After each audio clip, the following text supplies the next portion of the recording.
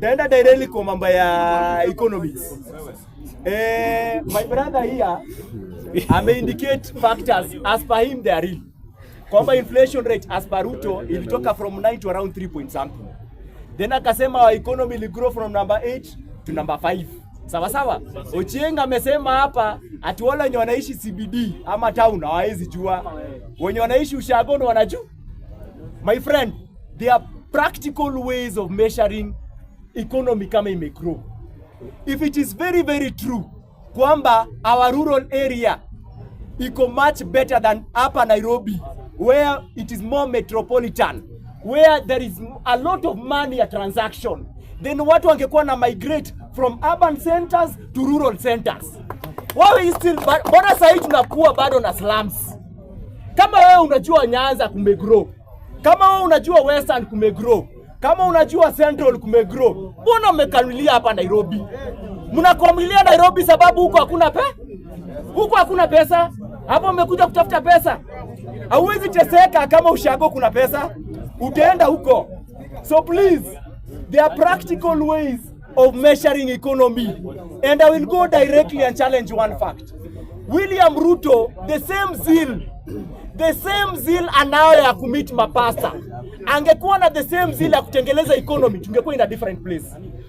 If is hiyo passion yenye anayo ya kutengeleza kanisa, angekuwa na hiyo passion ya kutumia pesa yetu vizuri na ajenge barabara, ajenge mashule, ajenge idara ya afya, then we would have been much better. Hatungekuwa tunashinda kwa street. He's normalizing, and by the way, I'm totally against hii kitu ya half term. I'm totally against it. We must make sure Ruto goes through the constitution. Atenda njia ya Haiti, atenda njia ya Somalia, atenda njia ya Sudan. We are more mature. Kuna inchi hapa East Africa na Central Africa, they admire Kenya. This is the only country where in a democratic space tunaweza pingana na serikali na tumesimama hivi. We need to appreciate, not because of Ruto, but because of our own selves, to take this advantage that we can still criticize the government and still be at peace. So let us not take this peace for granted, but in as much as that, we also disagree with the wrongs that are going on within the government. And we will criticize the government rightfully within the constitution. And that's why I'm saying William Ruto, the same passion anayo ya kujenga kanisha State House, atengeleze pia our education. Why am I saying so? Education yetu imechukua a lot of money, but mpaka saa hii unasikia kuna ghost schools. Ati capitation inaenda kwa ghost schools, yet kuna watoto wanakosa help. Where is your priority? Where is your priority? The reason why I disagree with William Ruto, I want to say, it is pure wastage. And in the serikali imeenda highest in wastage. There is no way you'll talk about our economy growing and an unemployment rate bado in Kenya iko chini. Angeanza kumention industries amefungua ngapi. Angesema nimefungua industry 1, industry 2. Countries that have grown, countries that were similar like us in 1963. Example the 5 Asian tigers. Taiwan, Singapore, South Korea, zote zilikuwa na clear indicators. Ungiona unemployment rate inapungua directly, the moment a government inajaribu kupersist facts zenye haziko, then tunajua wana struggle na hypocrisy. Yani unadanganya kitu nyingine inaonekana. How do you talk about rural areas, Ochieng? Unaongelea about rural areas being much better than urban centers, but watu bado wamesimama hapa urban centers wana struggle. Si waende ushago watengeleza pesa, na hao watu wa ushago tuone kweli wako na pesa. Why are we not seeing better infrastructures in ushago? No. At the end of the day, agriculture also inaleta money value. Agriculture, listen, kuna nchi kama Egypt, endo angalia wako na river moja, River Nile. Angalia agriculture ya Egypt na Kenya, yet Lake Victoria ndio provide River Nile huko. So how comes Egypt is growing much better, and it is very practical that Egypt is growing, and hapa Kenya pahali Lake Victoria na provide maji, sisi bado tuna struggle? Clear facts. Clear facts. So please, hypocrisy is what our government is struggling. Hypocrisy, but we will not go into anarchy at sababu tunataka kufurahisha watu. And I always say 2027 we are not voting in activists, we are voting for a manager. A manager will bring a better economy in this country. A manager, kindly a manager. There is no place, show me one president all over in the world who was an activist na aliunua nchi yao kutoka chini mpaka juu economically. Show me one. De Silva. Who? Lula de Silva. Which country? Fidel Castro, Cuba. Cuba iko na GDP ya ngapi? China. Xi Jinping, China. Xi Jinping is an activist. Yes. True. Yes. Are you sure? Sawa sawa. You know he's an activist anajitetea. An activist anajitetea. Listen. Xi Jinping aliingia 2013.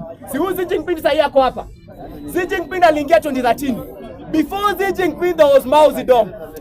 Mao Zedong laid a ground. After that there was another president. China haikuanza kugrow peke yake under Xi Jinping. Be sincere with your facts. But Mao was an activist. Allow me to say, Mao Zedong struggled economically. Mao Zedong is not the person who brought China to where it is. There was a president. You'll give me your facts actually. Yeah. Mao Zedong died in close to 1980. There was another president between Xi Jinping and Mao Zedong. That man, that name is what I do not know. Thank you. And that man is the man who brought China to better. So at the end of the day, please, come on,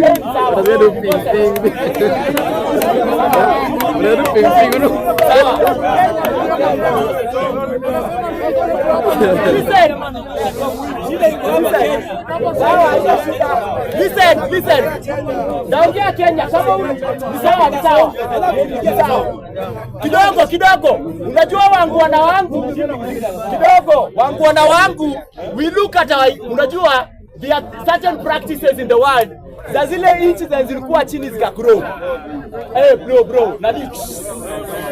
Economy.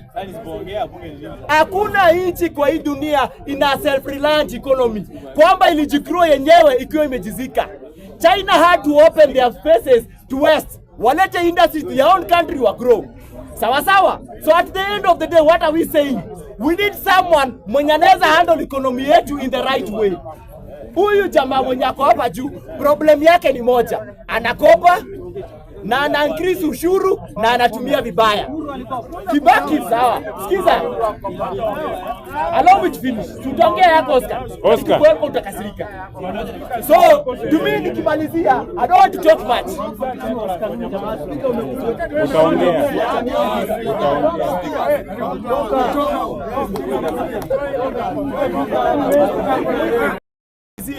For me, I will propose whoever will vote for in 2027 must have the goodwill to serve this country. People who have brought change in their countries are people who have goodwill. Sawa. So how do you measure goodwill? 2027, we are going to look at the person and their track record.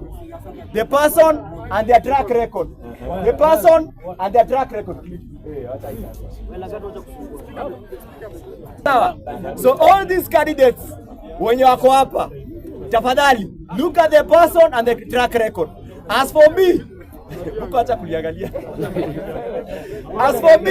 2027, I'm voting for Fred Okengo Matiang'i. And the reason why I'm voting for Fred Okengo Matiang'i is because he has a track record. Please, Fred Okengo Matiang'i never began as a Minister of Security in 2013. He was the first Minister of ICT. Remember that? He performed. He was the first Minister, the other Minister of Education. He performed. He became the acting Minister of Lands. He performed. After equal security, there are certain aspects he handled well. Sawa. There was a gang in Nakuru called Confirm. And you handled. Apart from Rivayala. And Rivayala, please, mind you, to the likes of Buka. This is where we disagree. We disagree because of what? I know, and I apologize on behalf of Okengo. The extremes he went, it is totally wrong. They are their courts, and by the way, we cannot advocate for such kind of killings. But 31 of them, 31 person, all of them 31, none of them, alikuwa na Colgate, alikuwa na flag, na alikuwa na maji. To agree. He made a very wrong mistake to kill them. But none of them, mention any blogger. All of them, none. That's why we disagree. He went to the extreme. But Matiang'i hakuenda. And that's the passion of a person who loves his own country. When it comes to dealing with crime. Sawa. So at the end of the day, nimesema Rivayala, 31. None of them was a blogger. None of them was alikuwa na maji na flag. That is why we draw a difference. We need a benevolent dictator. Countries that are third world zinaletwanga to the first world with the people who are firm and very clear with the law. firm kabisa. So to me, Fred Okengo Matiang'i 2027 akiwa deposit either with Rungu Kang'ata or Professor Kivucha Kibwana because of their track record. Asanteni sana.